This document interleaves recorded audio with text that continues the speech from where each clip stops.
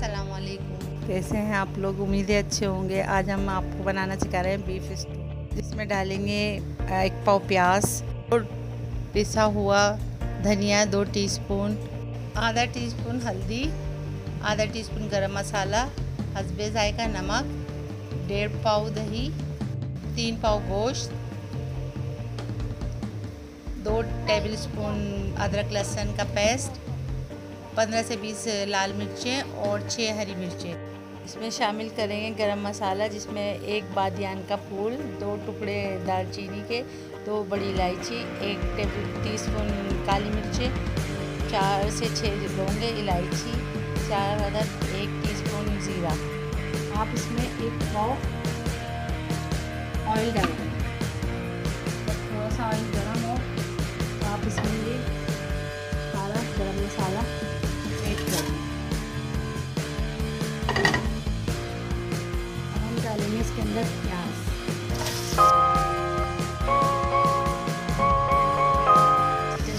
Position में आ गए थे, अब इसमें दूसरे मसाले डालें। अब हम डालेंगे सूख मिर्च लाल, थोड़ा सा इसको भूनेंगे।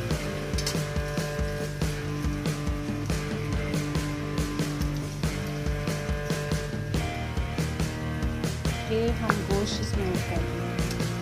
गोश्त ऐड कर देंगे, उसके बाद हम इसको भूनेंगे इतनी देर के ये अच्छी तरह से इसका पानी खुश्क हो जाए।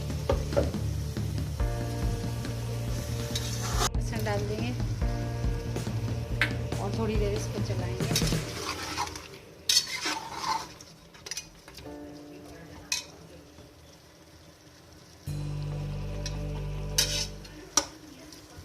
वैसे तो स्टू में टमाटर डलते हैं, पर हमने दही का बनाया है, टमाटर नहीं यूज़ किए इसमें।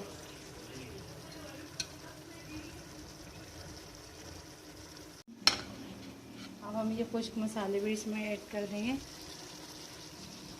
और ये दही, इसमें दही भी ऐड करेंगे।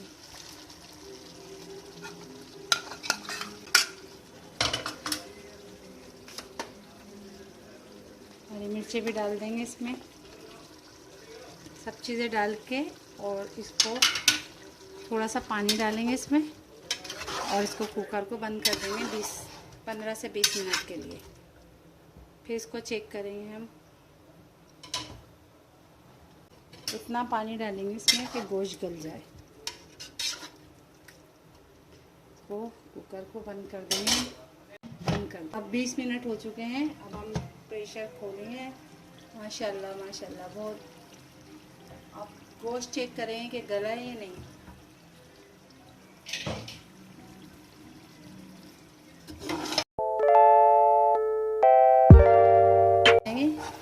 ऑयल ऊपर आ गया इसका, थोड़ा सा इसको भून कर फिर हम इसको डिश आउट कर लेंगे।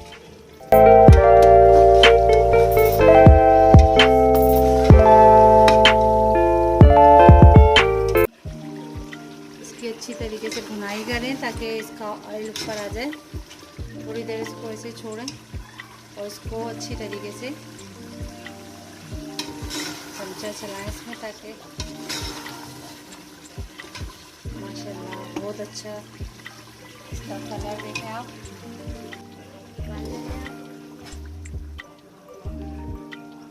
इसमें हरा मसाला डालेंगे। अब हमने इसको डिश आउट कर लिया। अब नाज़रीन देखें, आप इसकी शक्ल देखें, कितना बेहतरीन इसका कलर आया है। ऊपर से इसमें हरा मसाला हमने इसमें इजाज़त चाहते हैं। अगर आपको हमारी डिश पसंद आई तो आप सब्सक्राइब करें, लाइक करें, शेयर करें। और अगर आपको कोई रेसिपी चाहिए तो आप कमेंट सेक्शन में हमें बता दें।